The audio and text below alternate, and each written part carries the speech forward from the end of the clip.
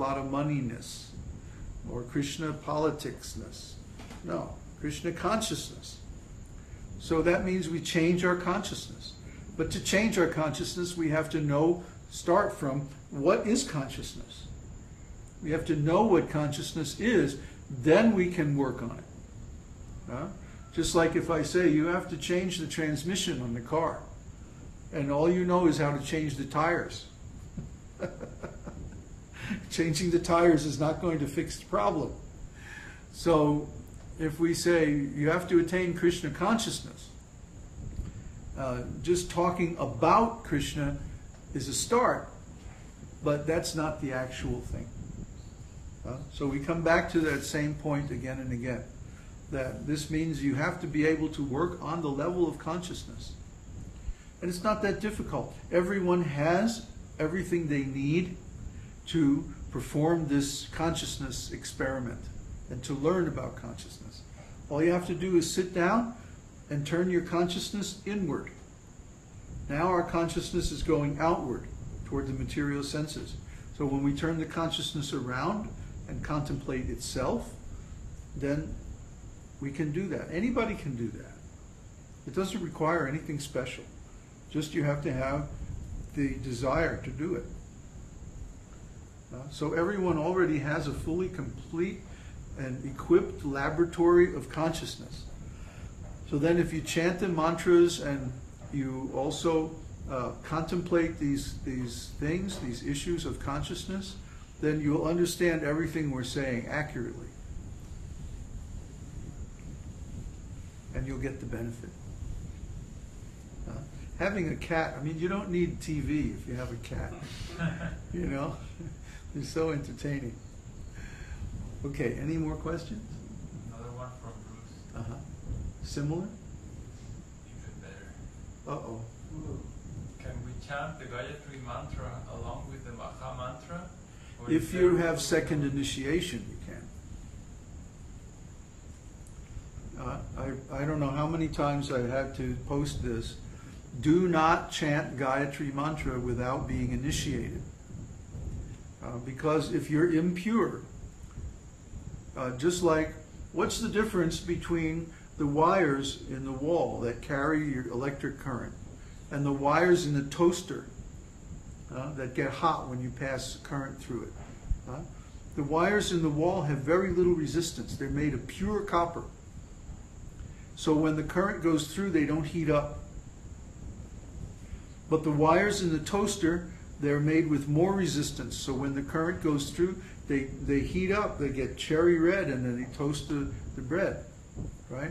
So if you're impure, if you're not following this process perfectly, and you chant the Gayatri mantra, you're bringing in the energy from the sun. Om Bhur Bhuva Sva Tat Savitur. Savitra is another name for the sun. So if you're meditating on the sun as the body of Vishnu, that's going to bring so much of that sun energy. Just like a thermonuclear bomb, hydrogen bomb, is bringing the energy of the sun into the earth plane. But when you do that without anything to control it, or stop or channel it, it's very destructive. Similarly, when people chant Gayatri mantra without being properly initiated, they're bringing in this solar energy into the earth plane. And if they're not pure, then just like the wires in the toaster, when that energy flows through, they're going to get toasted, cherry red, fried. It's going to be too much. And I've seen this happen over and over and over again. In the beginning, they think they get this rush, and they think, oh, this is great. Yeah, I'm going to chant this mantra, right? But what usually happens is then they become completely overcome by the mode of passion. And they go out and enjoy, and then create so many sinful activities, and then fall down. So don't chant this mantra without being properly initiated. You can become disciple and accept initiation. You don't have to physically be here, although we prefer that. And we've gotten very conservative about initiating people after our experiences. But if someone is really sincere, they can take initiation anywhere. Question from Swat.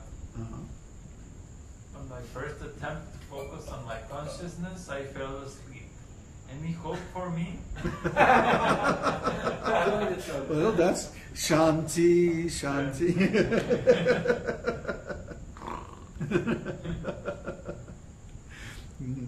It's good to be sitting in yoga posture. Sometimes, like if you have to sit up against a wall or use cushions, so that you can completely relax the body, that's good.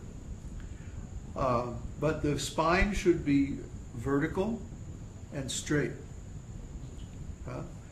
And the idea is to let the energy flow up the spine.